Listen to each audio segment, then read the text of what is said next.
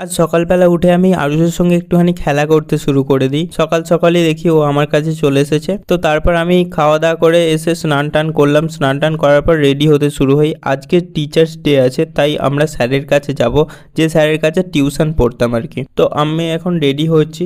Ready হওয়ার পর আমি ঝটাফট বেরিয়ে পড়েছি ব্যাগ ফ্যাগ নিয়ে। এরপর তো আর স্যারের সঙ্গে দেখাও হবে না ধরতে গেলে। এবার যে যার মতো সবাই ব্যস্ত হয়ে যাবে। কলেজ ফলেজ শেষ হয়ে যাওয়ার পর না সবাই সবার মতো হয়ে যায়।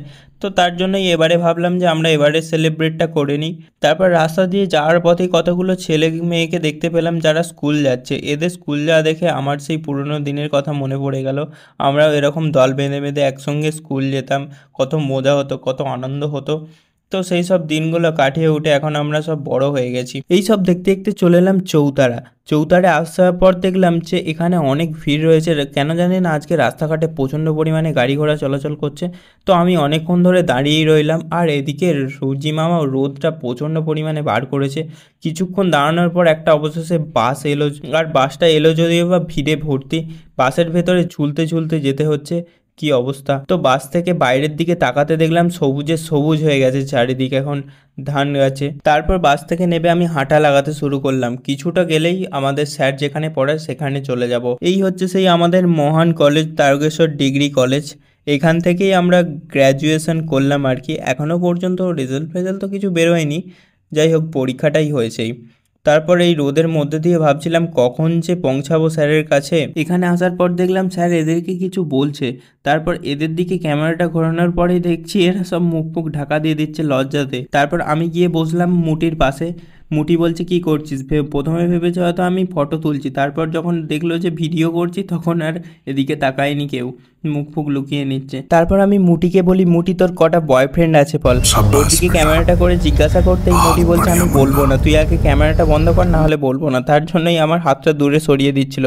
তারপর এদিকে দেখি যে এরা সব অনেক টাকা গুনতে বসে গেছে। এরা সব বড় লোক, অনেক বড় লোক।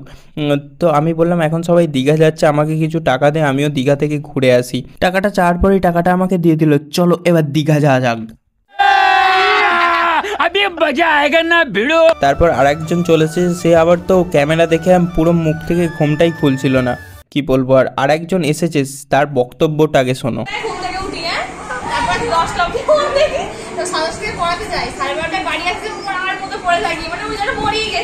क्या बोला तूने?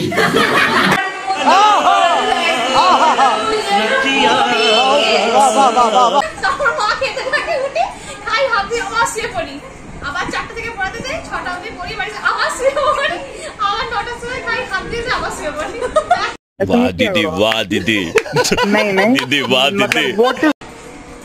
আর কোন কিছু বলে কাজের মধ্যে তুই খাইলে কি করব? এখন বাড়িতে মা। আমরা বসে বসে গল্প টল্প করছিলাম, আর কিছুজন গিয়েছিল গিফট কেনার জন্য। তারপর ওরা আসার পর আমাদের সেলিব্রেটটা শুরু করা হয়। তারপর ক্র্যাকার্সটা জ্বালিয়ে স্যারকে বললাম কেকটা কেটে ফেলুন। তো এখন কেক ছাড়া তো কোথাও কিছু হয়ই না, যাই করি কেক লাগবেই। স্যার কেকটা কাটার পর সবাইকে একটু একটু করে কেকটা খাওয়াতে থাকে। তারপর আমরা কেকটা খেলাম। কেকটা খাওয়ার পর স্যারের হাতে তুলে দিলাম গিফটটা। আমরা দিয়েছিলাম একটা ওয়াচ। সেই ওয়াচটা দেখার পর স্যার বলল দারুণ হয়েছে কিন্তু ওয়াচটা।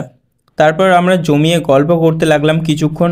এরপর তো আর সেরকম দেখাই হবে না। স্যারের কাছে যদি কোনো সময় আসা হয় তখন হয়তো দেখা হবে। তাই যে যার মতো করে সবাই গল্প করতে লাগলো। স্যার বলল বস একটু তোদের জন্য গরমা গরম রোল অর্ডার দিয়েছি। তারপর কিছু ভাই গিয়েছিল রোলটা আনার জন্য। তারপর তারা আসে, তারপর স্যার আমাদের হাতে রোলটা দিয়ে দেয়।